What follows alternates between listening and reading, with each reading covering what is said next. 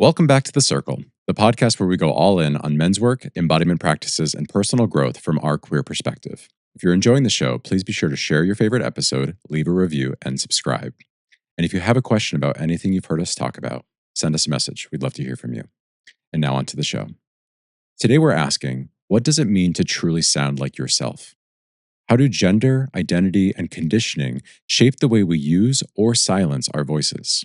We're joined by Colin Levin, a classically trained baritone and voice instructor who's performed over 50 operatic roles on stages around the world. With a deep understanding of both the technical and emotional layers of the voice, Colin now helps clients uncover their most natural, resonant, and embodied sound. Together, we explore how voice connects to breath, identity, and the stories we carry about how we should or shouldn't sound. From gender-affirming voice work to breaking free from performance-based expectations, we'll unpack what it truly means to find your authentic voice. Tim, Colin, are you ready to go all in? I'm ready. Yeah, this is fun. All right, let's do this. First of all, Colin, thank you so much for being here. Welcome to The Circle. Thank you so much for having me. So I want to dive right on in. You and I have worked together before, and you've mentioned this concept of the authentic voice. I just want to get an understanding of what the authentic or the true voice means to you. And how do I know if I'm even using my true voice? Thank you so much, Eric. Well, first off, the voice that you're using right now, this is completely authentic to you, right? Authenticity is so much more than, how we're anatomically built. So when we go down to the fundamentals of how the voice functions, it's about, how are the bones laid out? What did we get from mom and dad, et cetera, et cetera. But, unlike an instrumentalist, we can't put away our voices at the end of the day. So this is what we got. Beyond just like the building blocks of our body, it's what we get to house. To me, every voice is the authentic voice. And this is a huge connection as well into your gender. So when I'm looking at, gender affirmation work, it's so connected into this thing that we carry around with us all day, every day, and that we get to fully embrace, I think, in the most positive way. We carry around our voices from the moment we wake up and utter the first sound to the moment we go to sleep at night. We carry it with us. It's not, like you said, it's not like the instrument that you can just pack away into its case. It is with us, and it is an expression of ourselves. And it is a distinct note, a distinct vibration, right? Like my voice distinctly vibrates me and communicates me to you, to Tim, to the audience. And so it's pretty special in that way. Even as a baby. So what's the first sign that you have of life? It's the scream. It's like the utterance of survival, of like primal urge. This is how we are connected into like our first moment of being. So authenticity gets to begin from, the first second we enter into this world. And not to get too morbid, but what's that final thing that we exit this life from? But it's this. And does that have phonation? Does that have voice in it? It's just air, just expulsion. So it's almost like, the soul, the voice is expelled. I'm really curious with the idea of authentic voice. The example that's coming to my mind is my mom. And knowing based on the tone of her voice, if she was upset or like if I was in trouble. And then I'm thinking, I was a performer, I'm a yoga teacher. It feels like most of us will move through different aspects of our voice, all of which could be authentic depending on our emotional state, our context, our responsibilities, all of that kind of stuff. What is the thing that makes me speak one way as a yoga teacher and then change when I'm at coffee and then change again when I'm, maybe in an intimate moment? So I don't think I know what that is, but I have to imagine it's a pretty shared human experience. Am I right about that? Oh, absolutely. You talk about your mother. So she has probably different emotional states going between... He definitely does. Remind me where you grew up? Outside of Pittsburgh. Okay. Yeah. So that's interesting. Is your mom from outside Pittsburgh as well? Born and raised. So you're talking about like the Yinzer like dialect there? I'm thinking about the mid-Atlantic Okay. which is like the cleanest form of American English. Oh. Like, I should put huge quotations around that. Very quote unquote clean English. It's like this Ohio, Pennsylvania, Midwestern way of speaking. Because when we begin to hear dialectal differences in American English, you can immediately hear, say, someone's from Rhode Island, someone's from South Carolina, someone's from Southern Georgia, right? Yeah. Well, I do think then that Pittsburgh would be an exception to the Mid-Atlantic rule because Okay. we are there. It's famously called yinzers. Okay, anyone listening or watching from Pittsburgh knows exactly what I mean. But there's a Pittsburgh. It's called Pittsburghese, and it is wild. And the majority of my family speak with it, and I'm terrible at impersonating it, but I'll try. For example, they'd say something like "jeet jet." What is that? So if you wrote it down, I could say like "jeet jet," but did you eat yet? Jeet yet. Jeet jet? Jeet jet. Jeet jet? Or it'd be like, Okay. are you going downtown? Oh, okay. There we go. Like that sort of like downtown, like that kind of like. I'm really bad at this. There are people who are super good at Pittsburghese, but anyway. So my mother is a yinzer. Like she has a Pittsburgh accent that's like unmistakably Pittsburgh. Does she go into that when she's in a different emotional state? No. So my experience of my mom is that's how she talks. My whole family. What I would notice is if she was upset or if I was in trouble, the way she would say my name. Okay. You know, like and you could hear it without. I could be in a different room and be like, "Oh, mom's upset," based purely on how she said something. And I think we must all do that, right? We must have, right? Is there a name for that phenomenon? I wouldn't say there's a specific name, at least that I'm familiar with, but I think in terms of, say we use a different resonator. So we have like a different part of our skull that we project into. Because I can easily go here versus, if I'm getting ready to sing something specific. But most of us aren't going to, be speaking like this all the time. I'm starting right now. If actually, I would start right now if I knew how. Yeah. That's good. I think that brings up an interesting point, though, and I think connecting back to what Tim was saying, it's contextual, right? So you're creating a context in which you may use different resonance.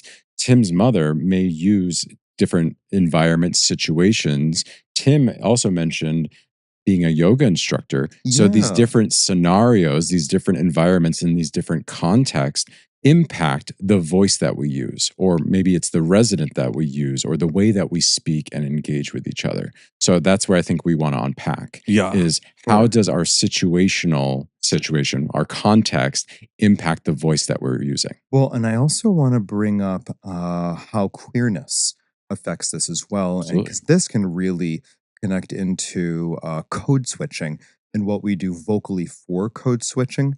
I'm not sure if I would call, say, what your mother does code switching depending on the situation, but I think many, many individuals do so, say they're trying to be with family and they're uncomfortable. Maybe not code switching in the sense of like chameleon trying to blend in, but I think absolutely code switching in the fact of you're changing roles. Oh, well, so going between the maybe stern or concerned mother to the protective, nurturing mother. Those are two different roles, right? And switching between those can happen quickly. Going from a yoga class to coffee at Joe, right? Very different environments. And so switching. Well, and I would argue, because I teach yoga and I teach fitness, I suspect I use different voices in those two environments, even though I'm still leading a room of people. And I also think that I'm only trying to accomplish my task and I'm not really thinking about my voice.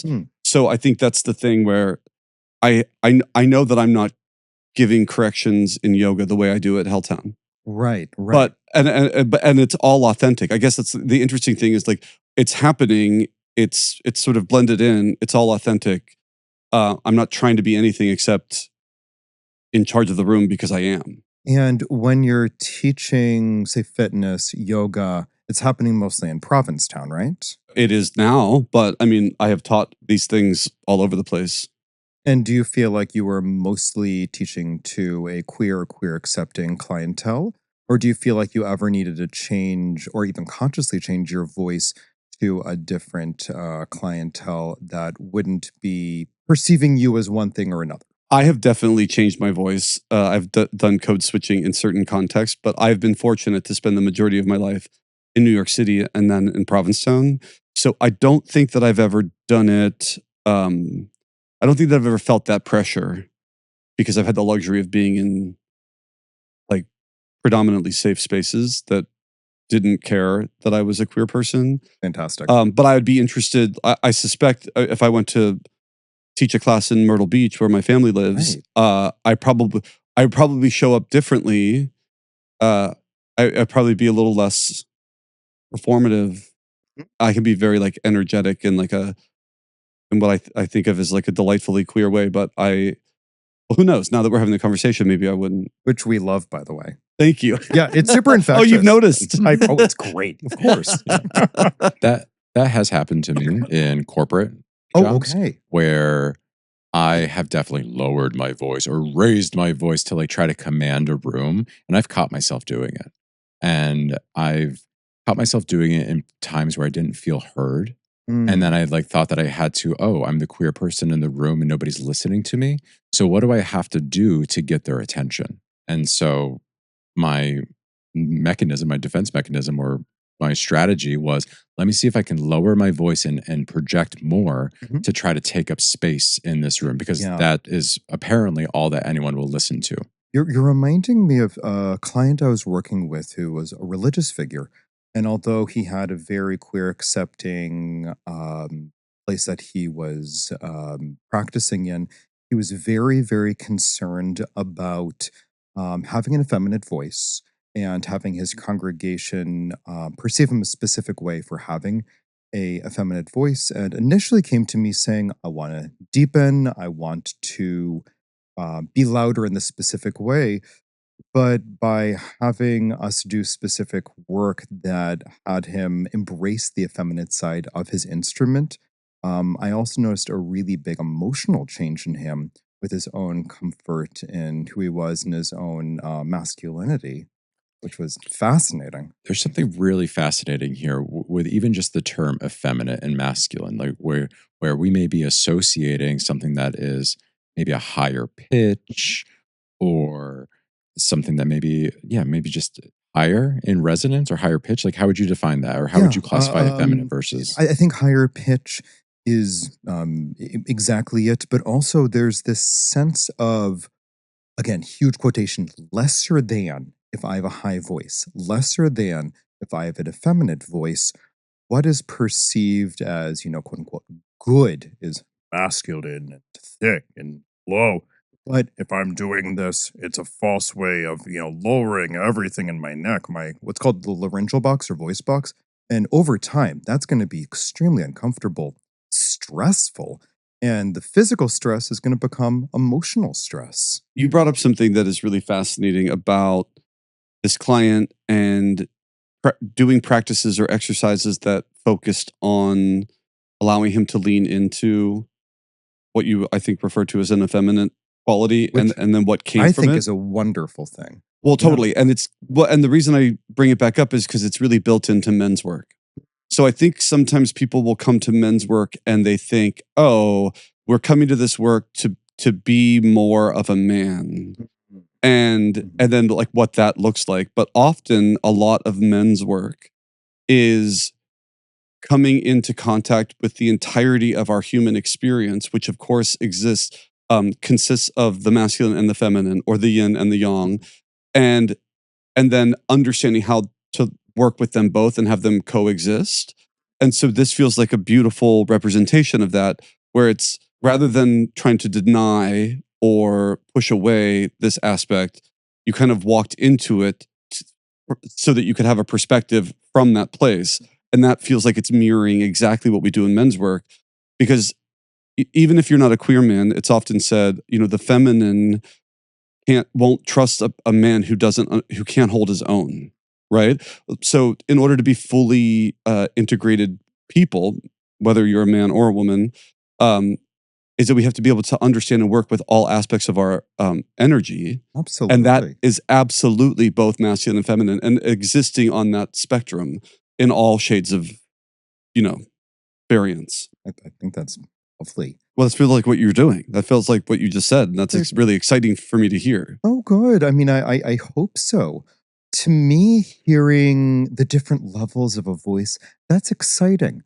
To hear just someone talk at that one, monotone, then low, we can barely hear anything. It just you hide. I love hearing a identified straight male who talks with full inflection, who is able to go up and down and use their whole voice.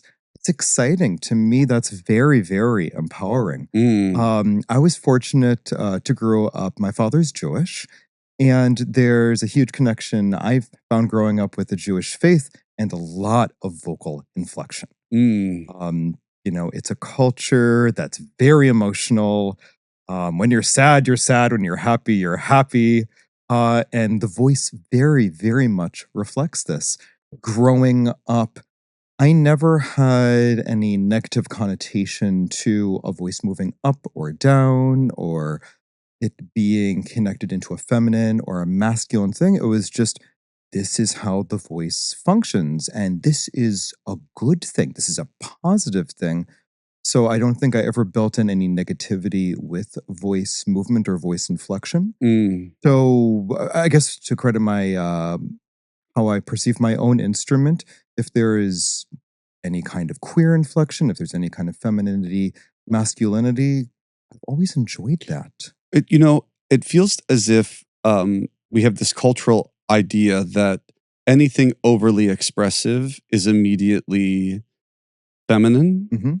And so what I've noticed in men's workspaces, because one of the instruments that we work with is sound. Mm. And the sound can be like humming, like we did for when we dropped in, but it can also be, screaming or, vocalizing it in different ways. And I've noticed that a lot of men have a really tough time, and they've voiced this to me later. I have a really hard time making sound.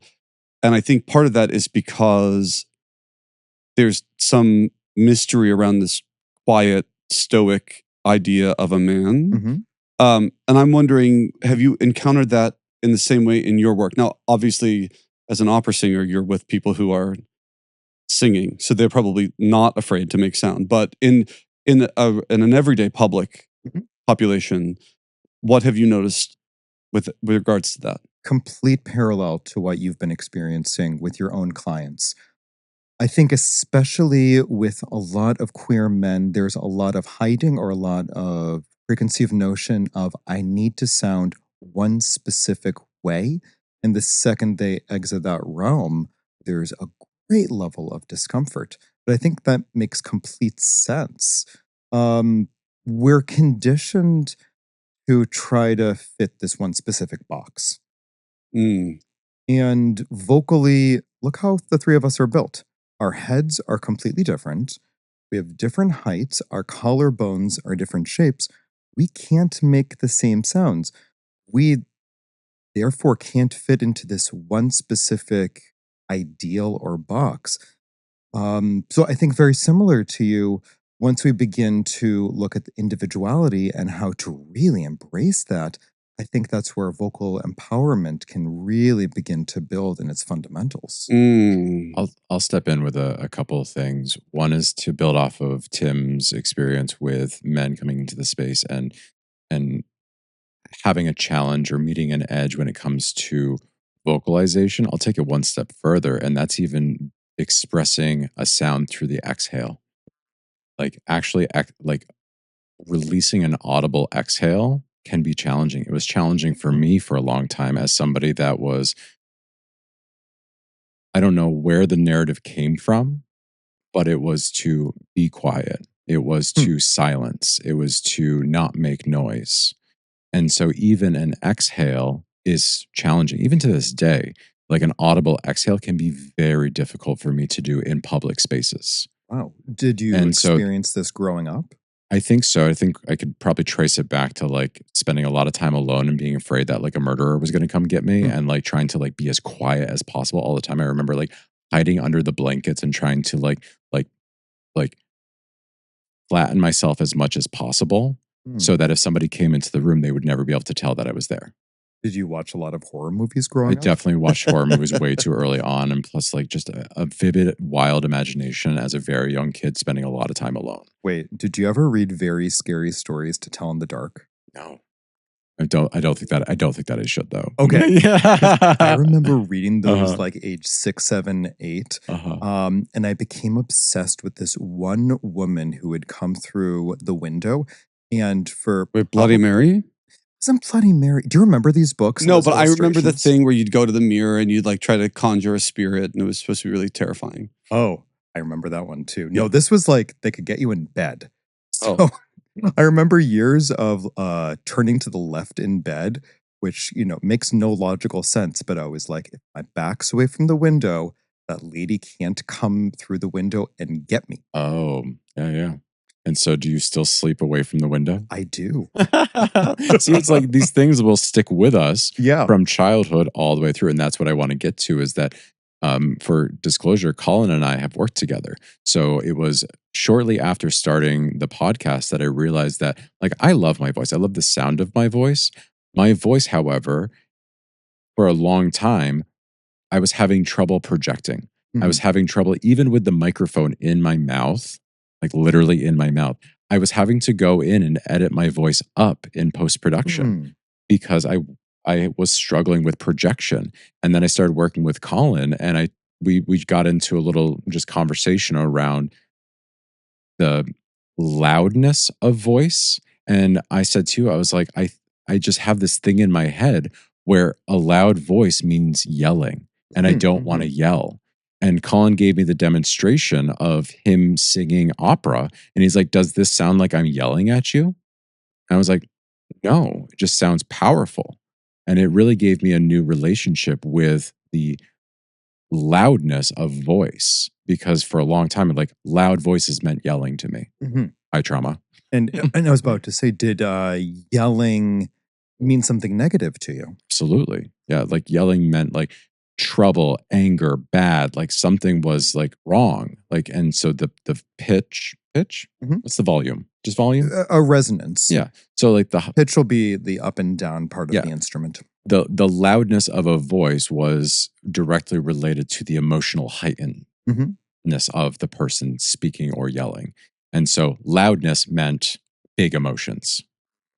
And so I was afraid of big emotions. And so I never went there. Well, that's interesting because it feels like that's the culture we grew up in. We were supposed to be quiet and controlled and probably something more monotone. And then the times that we would see examples of vocal change would be in heightened emotional states. And you're kind of describing something totally different, which is the capacity to have a varied vocal experience throughout the entirety of a day, that doesn't necessarily have to be connected to an out of control emotional experience.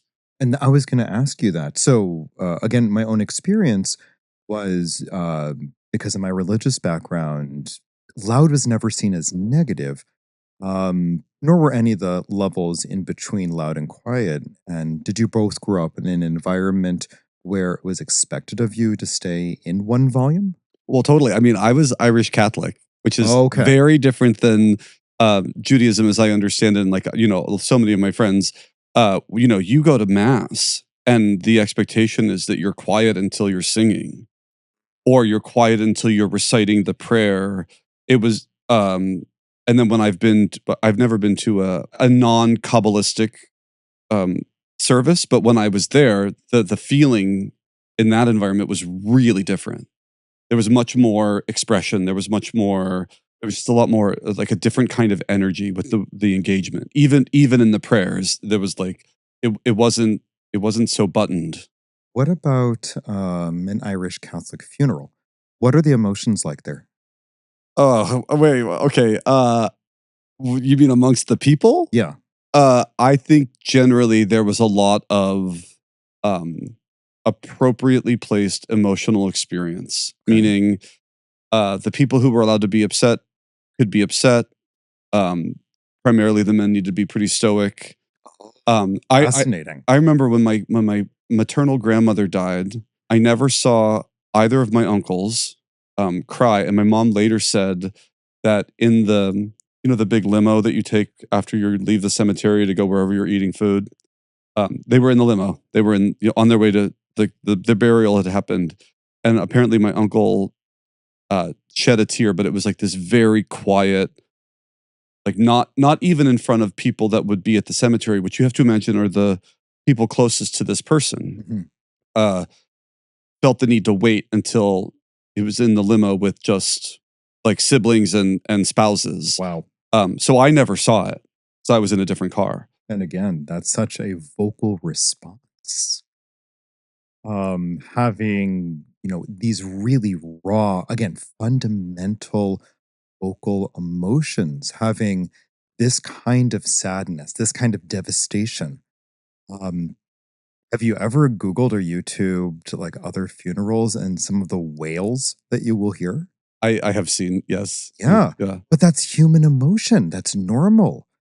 I mean, so my grandmother, my paternal grandmother, which is the only grandparent that knew me as an adult and the only grandparent that knew me as a queer person, I went to her funeral right before COVID, and she was 96 and talking about Oh, her great. funeral for like 16 years. So, Oh my God.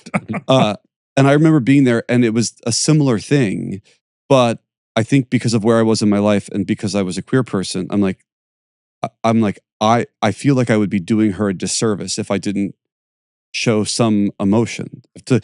I decided, I'm like, I know that the other men here are going to think that I'm crying because I'm gay, but I'm like, but the truth is, she was my closest grandparent, and I could have buttoned it up, but it would have felt like a weird betrayal that she would not have wanted, and I didn't either. I'm like, and you already know I'm gay, so who the fuck cares? So I cried.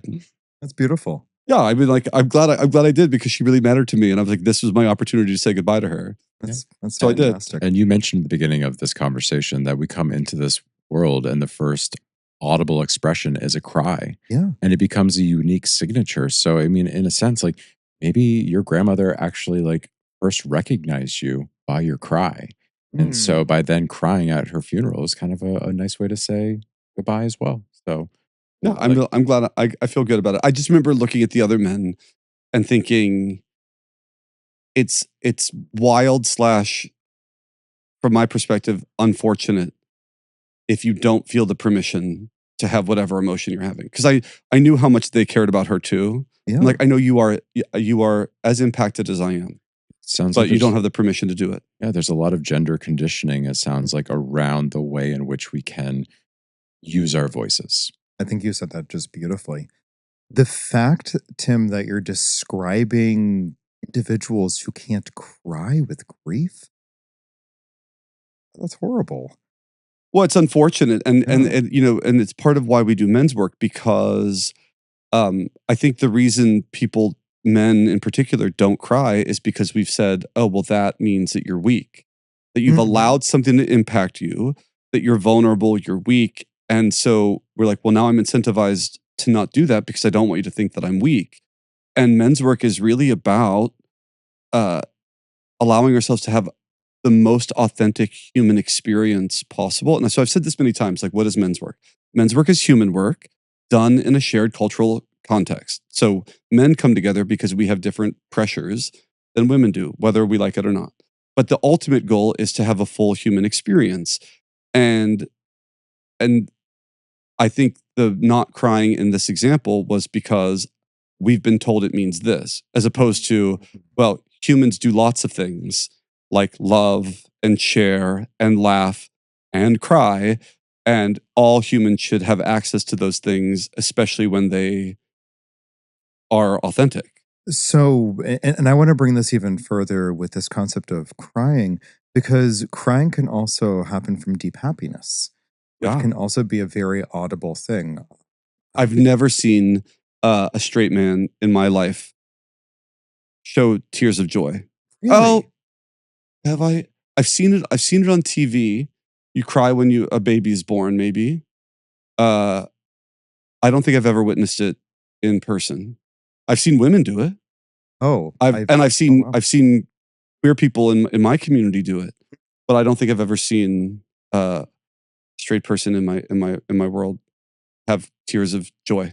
I can think of several heterosexually identified men crying, especially over music and having like a really elevated musical experience. I also showed some friends that one episode of The Last of Us. Oh, the third episode in season 1. Exactly. Yeah. And had some straight friends who cried initially due to, the sadness of the episode, but also how beautiful it was. Mhm. And then being, play upset at me of like, how could you do this? Now you've seen me cry. But it was a lovely experience. Yeah. I will admit, they were all other voice professionals. So they all are pretty in tuned with their voice and are pretty open with their emotions. I think that's a distinction we have Mhm. to make, because I think performers, by their nature and their training, are tapped into forms of expression that lots of people that aren't doing that may not be. I would agree with that. Right. For sure. So, you have to pull on it, whether you're a singer, a dancer, an actor, you are kind of working and swimming in that material. And I think if you are working in an office or something, you may not have that. So yes, I think the more you work with it, the more access you have to it. And I think most people aren't working with it. They don't have a lot of access to it. Combining two things now. Sure. So the societal pressures that many of us has faced around expressing our emotions, and also the almost shame, I would call it, Mm. of potentially having a higher pitched voice. Mhm. You mentioned your client that had a higher voice, described maybe as effeminate, and came to you with can I get my voice lower? Right. Yes. And so my question, because I came to you with this question, is there something wrong with my voice? I came to you because I was like, why the F can't I project my voice? Why am I at a bar or a tea dance and I feel like I'm like throwing my voice and it's landing 2 feet in front of me? What is wrong with me? I want to unpack this idea of like, what is wrong with my voice Okay. and the societal pressures that may impact us to think that there is something wrong with my voice. And then what can we Right. do to feel more comfortable in our authentic, true voices? Well, I'll start with Eric. As we spoke about, I think from the initial moment, there is nothing wrong with your voice. You have a great voice. The tone is beautiful. I think it resonates in a very specific, lovely place. And I think in the way you speak, you're going to have great longevity in your voice. It's a very healthy voice. Listen, if you want to be quote unquote louder in specific spaces, there are certain things we can do with playing around resonance. We did some exercises specific to breath work as well as activating the nasal resonators. So that's why, yes, yeah, all that stuff. Oh, we got some fun ones there. I still do it as a vocal warm up for this. Oh, fantastic. But at the end of the day, your voice is wonderful. And I think back to that client as well who is really wanting to lower his voice through, I think, extended conversation. So much of the work we did was more empowerment with his own instrument versus let's change something fundamental. I did give him some skills. So if he wanted to play with inflection, if he wanted to do variations with his breath, he had those tools in his toolbox. But what he also realized over time is by using full inflection, it felt a lot better to use the authenticity of the voice he started with. And I see some parallels with you as well. Right. And it wasn't until you helped me understand biology. Mhm. I did not understand the biology of my voice. I did not understand the biology of resonance. And I didn't understand, like, you have a different skeleton than I do. Tim has a different skeleton than I do. Yeah. Everyone has a different skeleton. And thusly, we are going to have different voices. And what I was trying to do was I was just trying to mimic what I thought was good. I thought that in order for me to be a man, I thought that in order for me to be the best podcaster, I thought that in order for me to be the most desirable person at the bar, I had to figure out a way Mhm. to make my voice bigger and louder and like more projected and more powerful rather than resting in my biology Mhm. and my authenticity of like, this is my voice, babe. This is it. This is Mm. what I got. And if I'm going to use it in a healthy way for longevity, then coming to terms and accepting where it's at. And I think you just used the word good. That says it all. What is good versus what is your fundamental instrument that makes you specifically you. Even when working with identical twins, there's going to be enough variation that they're going to have fundamental different sound. It's never about good. It's never about black and white. I love, Tim, what you were talking earlier about yin. You didn't say yang, you said yin and Yang. yang. Thank you. Mhm. Because that balance is so much of what leads to authenticity with the individual, with their instrument, and never just the black and white of good, bad, right, wrong. Right. It's never that Deep with man, hi girl, like right. exactly. But that's Yeah. what we've done. That's what we've done. We've said that, oh, you want to be a man, like you Mhm. got to have a low voice, right? And you got to be able to command the room. And it's like, no, I could command the room with a high pitched voice. Or Absolutely. right? Can I? Mickey Mouse was a man. Yes. I am curious though, because I feel like recognizing and valuing authentic voice is something that exists. And it is, I'm curious how we make it available to everybody. So what I'm thinking about now are some of my favorite vocalists Okay. who have that really signature sound, right? So when you hear Stevie Nicks, when you hear Dolores from the Cranberries, when you hear Yeah. Steven Tyler, right, from Aerosmith, Luther Vandross, these are voices. When you hear them, you're like, well, I know who that is, Yeah. right? And I think that there's part of us that has loved that. So what can an everyday person do to lean into whatever I mean, I get it. These are all celebrities and they have I'm confidence in going to the, throw out one other name too, which is Billie Holiday, yeah. who famously did not have a big range. She has a very small vocal range, but why is she so famous? Inflection. What did she do with the text? What did she do with emotions behind the words? And if you hear her voice, it does not sound like anybody else. And we love that. I mean, Exactly. we could also the same thing about Bob Dylan, Yes. about Taylor absolutely. Swift. Taylor Swift does like, maybe I'll get some hate, but like Taylor Swift doesn't have an incredible voice, in my opinion. It's a very fine voice.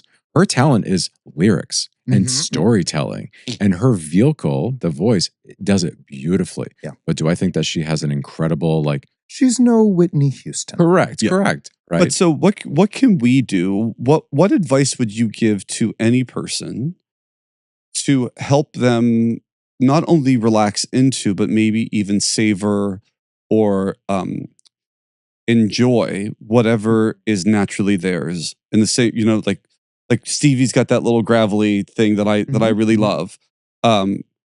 How do people come to love whatever it is they're doing? So are you talking more specific to the spoken voice, the singing voice, or both?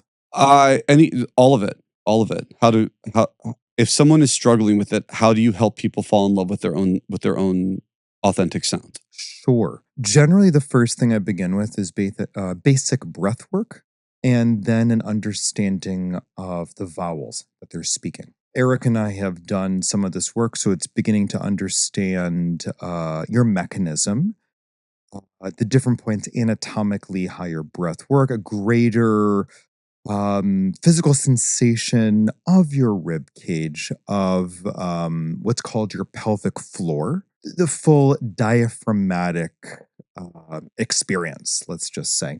For those that are listening that may not be familiar, your pelvic floor, I think of the pelvis as a bowl Mm. and your diaphragm is sort of an upside down bowl. Mhm. And I know that and there's sort of bowls made out of like bone and muscle. So at the bottom of our pelvis, we have basically a sling of muscles that do a lot of really important stuff. So that when you're talking about the pelvic floor, you're thinking about all of those muscles at the bottom of your pelvis that are holding your abdomen Yeah. and organs. Yeah. And one other way to also think about it is part of our body is bone. We can't move that. But part of our body is cartilage, and that's incredibly, incredibly flexible. And that flexibility, that's going to help if we want to work on changing some emotion, if we want to change some inflection. But the bone part, we can't do anything about that. And the more you can begin to embrace what is unmovable in your body. I think that begins to answer your question of how can we begin to understand what we have anatomically, and how can we begin to fall in love with it? Acceptance of like, this is my skeleton. Yeah. Right. Like as a new yoga teacher, I'm learning so much about my own skeleton and how I can look at an image or I can look at somebody else doing a posture. And I have to really tune in to myself to be like, can my skeleton mimic that? Or does my skeleton want to express it in this way? And Sure. that is the most authentic expression for me. That's a really hard lesson to learn. And it was a really hard lesson to learn with my voice as well, mostly because I did not have the biological understanding of how voice works.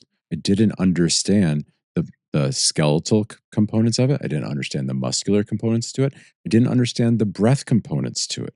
So as we were doing breath work together and I got to feel the expansion of not just my lungs, but of my chest in 360 degrees, my lower floating ribs, my Yay! pelvis, my Yes. pelvic floor, like all of these areas of my body that I didn't have an understanding of how to activate.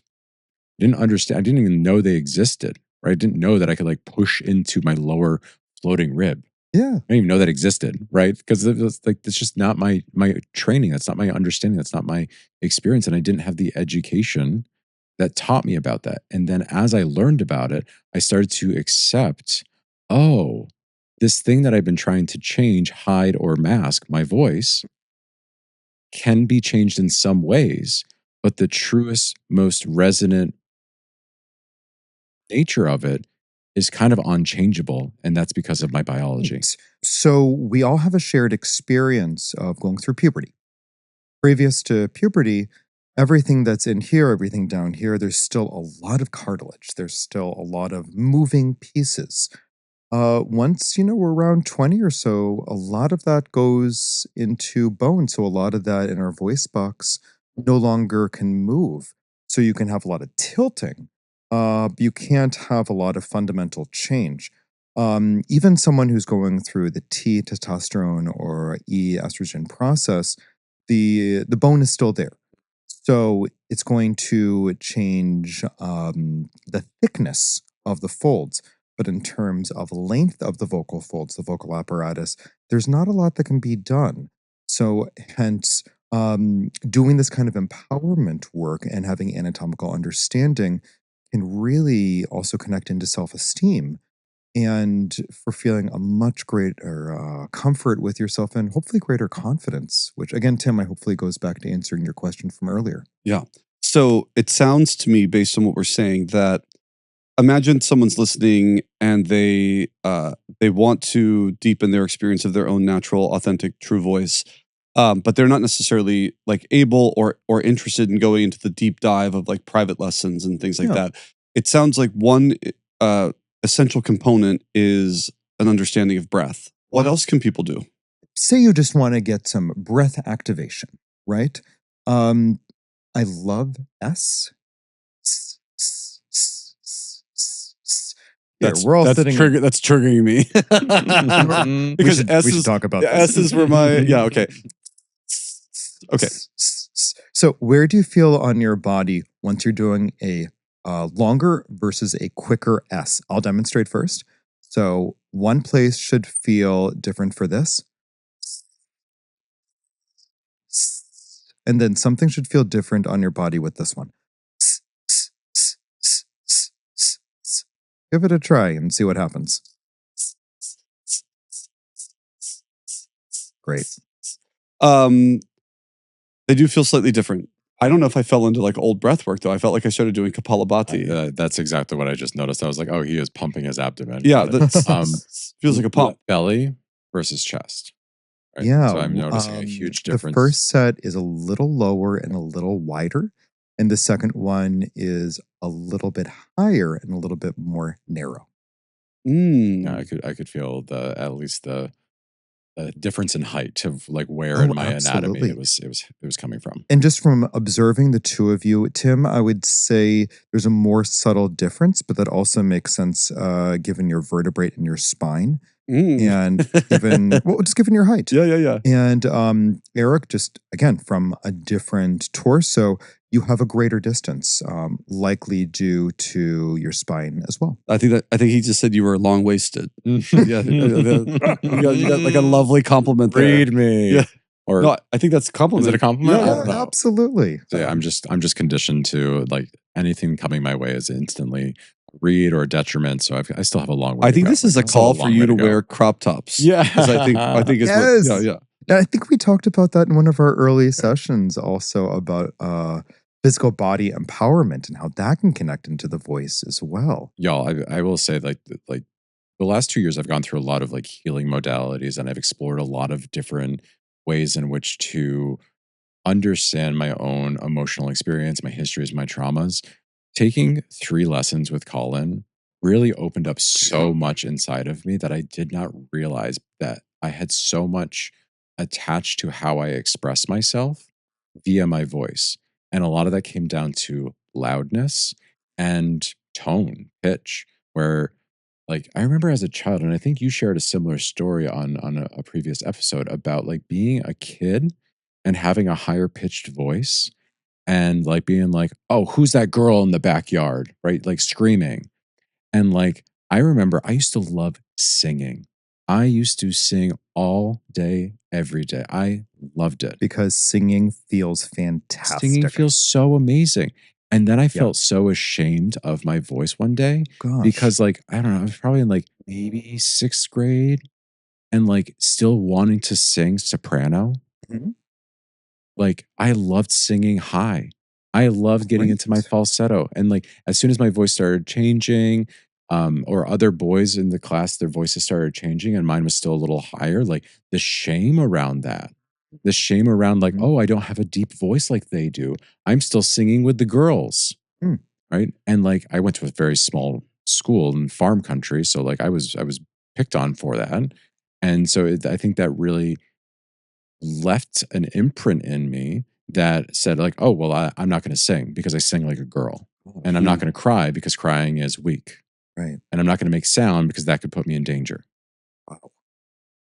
Singing to me is an interesting thing in our culture because it feels like the thing that lots of people can judge because we all feel like we have some sense of understanding, even if we don't. So I feel like I've heard a lot of jokes about, oh, you're humming, you're singing, don't quit your day job, or I can watch American Idol and I feel like I can give the same feedback that one of the judges can because and so I feel as if I've observed, and it's happened to me too, kind of vocal bullying because Oh, really? yeah, oh, totally. To be like, oh, you shouldn't sing, and people say it with authority as if they know, as if listening to the radio is qualification enough to determine whether or not. And what's really fascinating, there was this girl I went to school with who I didn't initially think had a very good voice, but she worked really hard. And then at some point, and who knows if it's the combination of training and experience and then her growing into her own body and her own voice, but she ended up having a great voice and thinking, how many Fantastic. people do we stop because they're not Celine Dion right now? Yeah. And how awful is that to be like, oh, you're missing out on gold because you're not the perfect thing right now. Okay, this is great. Yeah, let's unpack some of this. So I am the person who's been behind the table many times. I've judged vocal competitions. I'm a department director for a university for a voice program that I direct. So the amount of adjudication that I serve on, it's so funny. I don't like this word good singing or great singing. To me, it's here's where you're at. Here's where we can help you get to a different place if you so would like that. But also to my ear, just in terms of singing, there's these two big camps, contemporary commercial music. So the easier way to call it pop singing or lyric singing, classical singing. And if I hear a classical singer who is attempting to sing, say, a Taylor Swift song, will that be technically correct? Maybe. Is it stylistically correct? Maybe not. And let's reverse them. A contemporary singer who's trying to sing an opera aria. It might sound fine, but something probably is off either technically or stylistically. But is it quote unquote good singing? Yeah, I've heard both do wonderful jobs.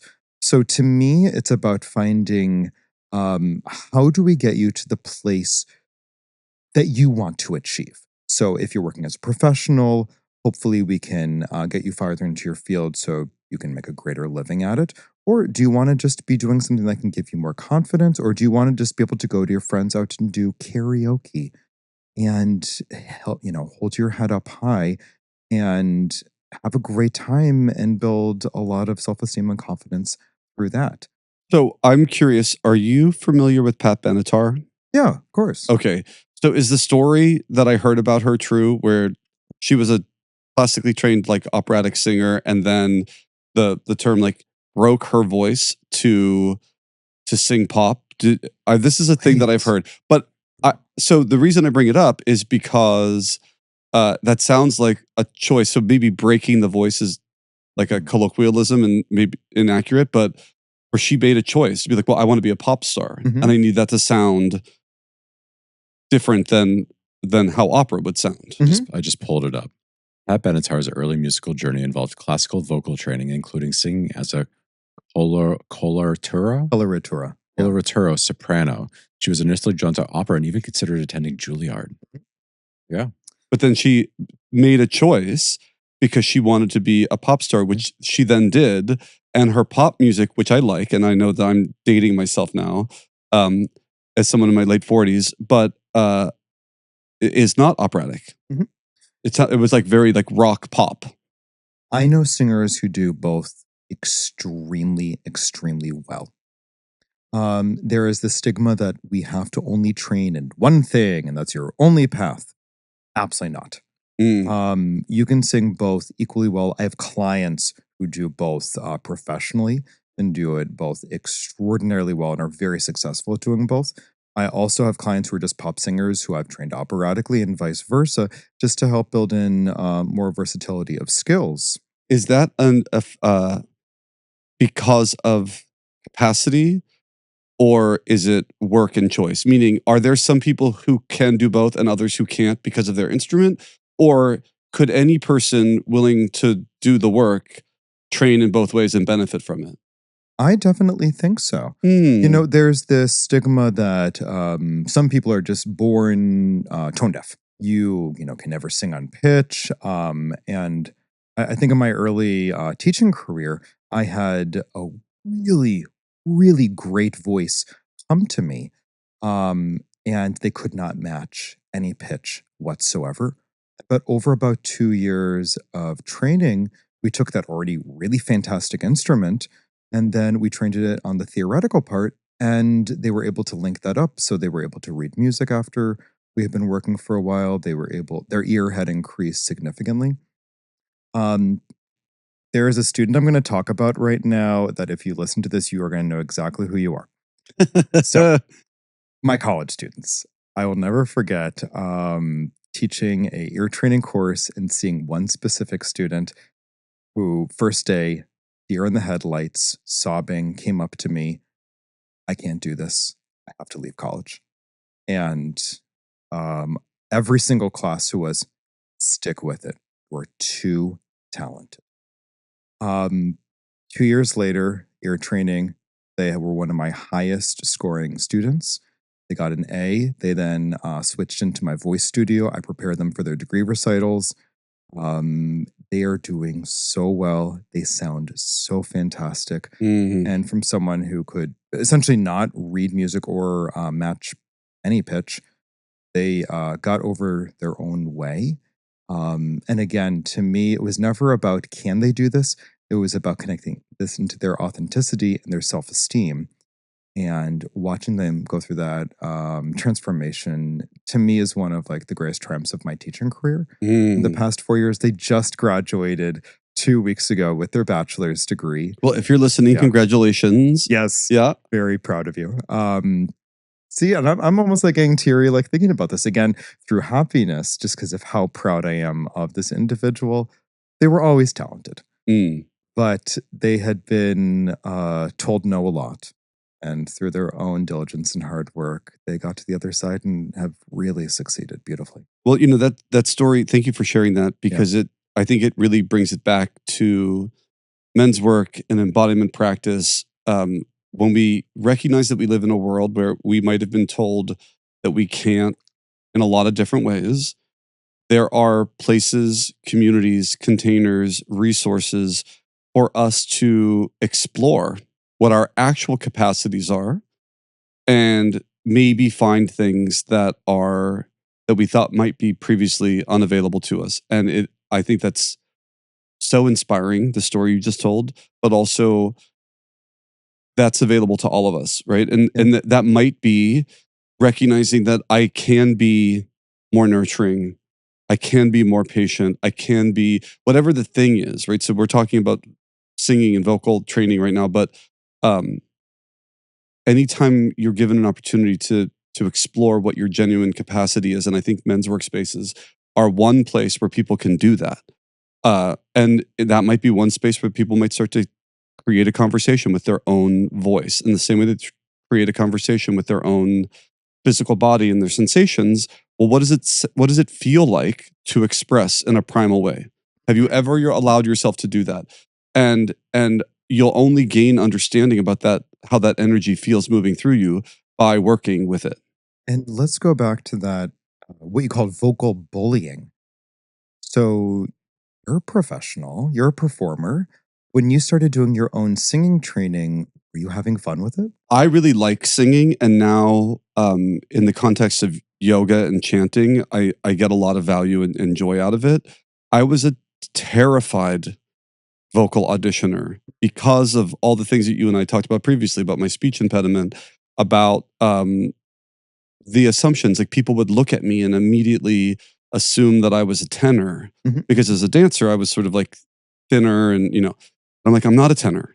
And when you ask me to try to hit notes I can't hit, that makes me anxious. And I don't have a skill set at the time, I had rough skills. So I'm like, I don't have the technique to reach notes I can't reach.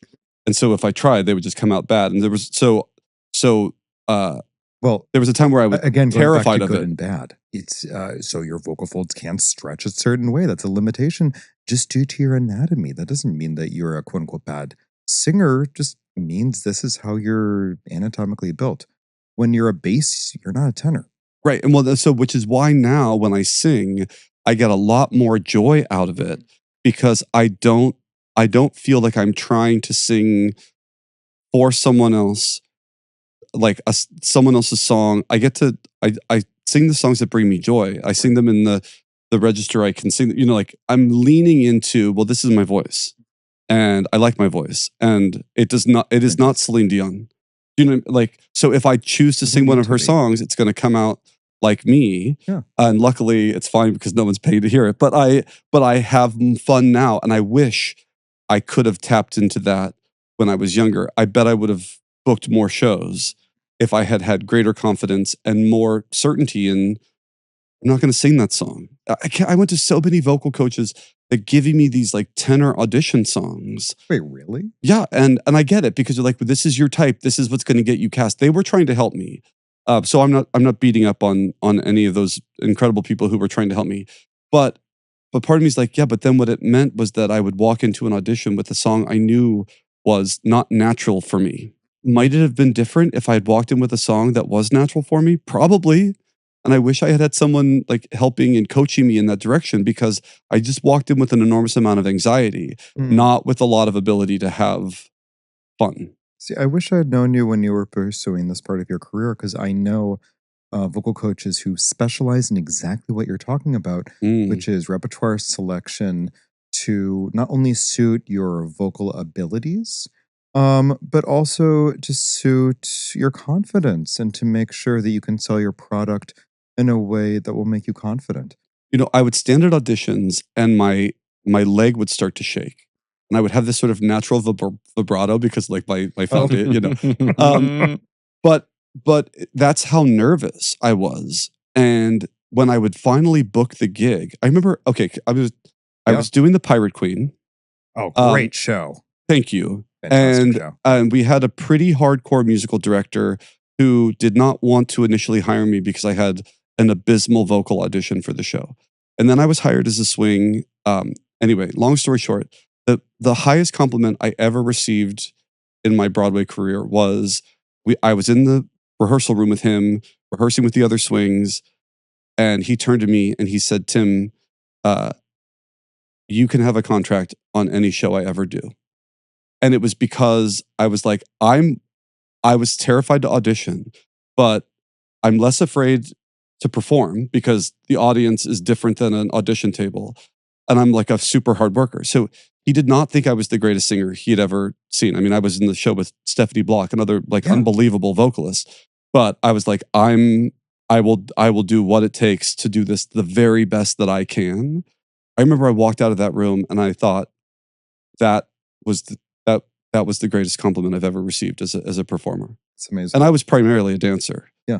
Something that wasn't in my initial mind to bring up, but has a parallel to what Tim's talking about is kind of my own journey to why I have such an emphasis on affirmation as I teach.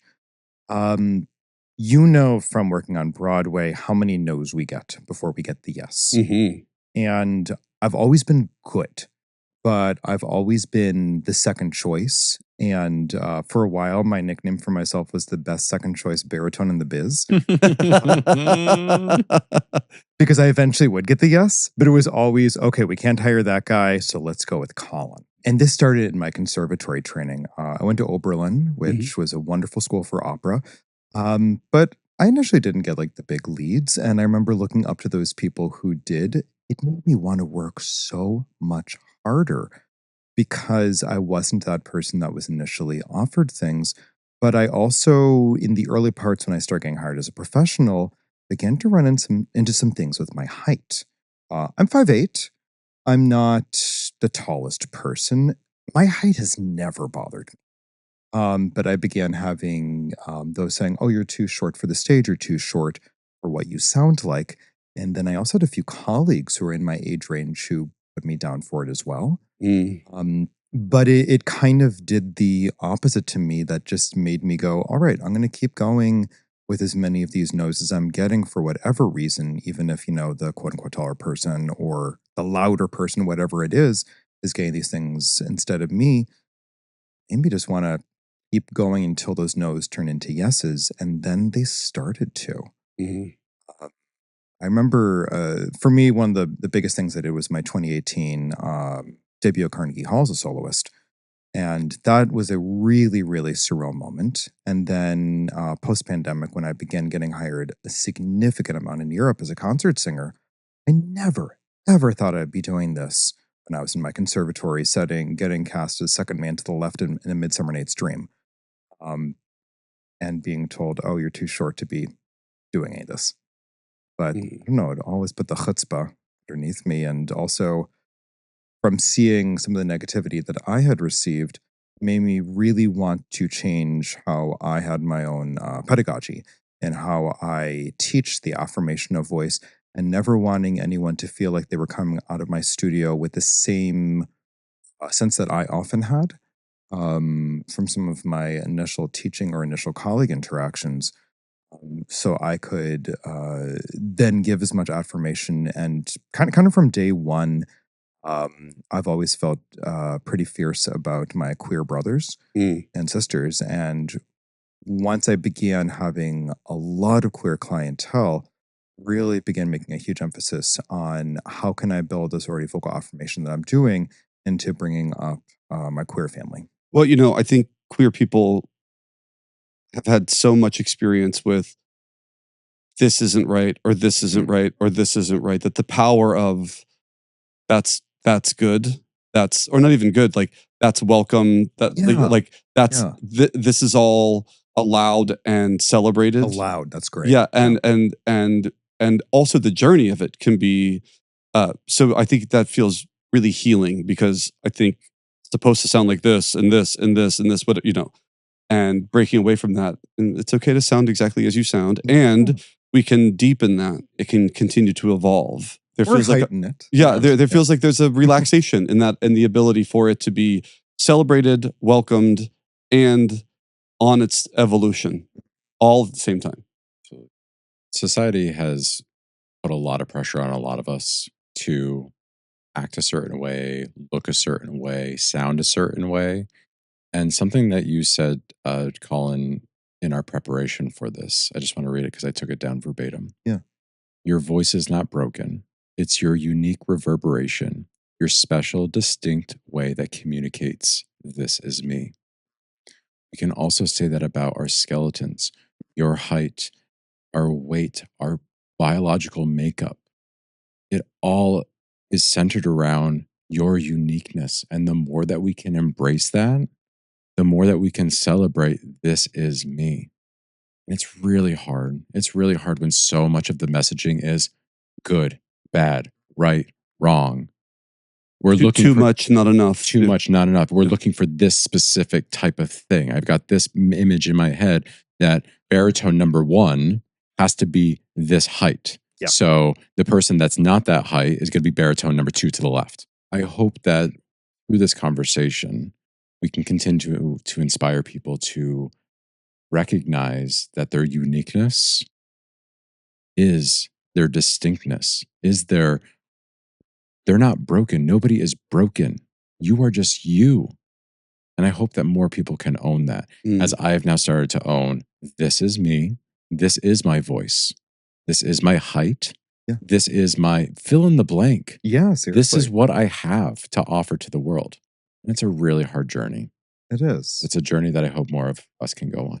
And I think conversations hope to continue just supporting you and what you're doing vocally, and anyone who wants to experience battling any kind of dysmorphia and any kind of negative connotations with their instrument, with their voice, how this connects into their being. With that, I'm feeling very complete. Tim, how are you feeling? I feel complete. Colin? I feel complete. All right, then Tim, will you take us out, please?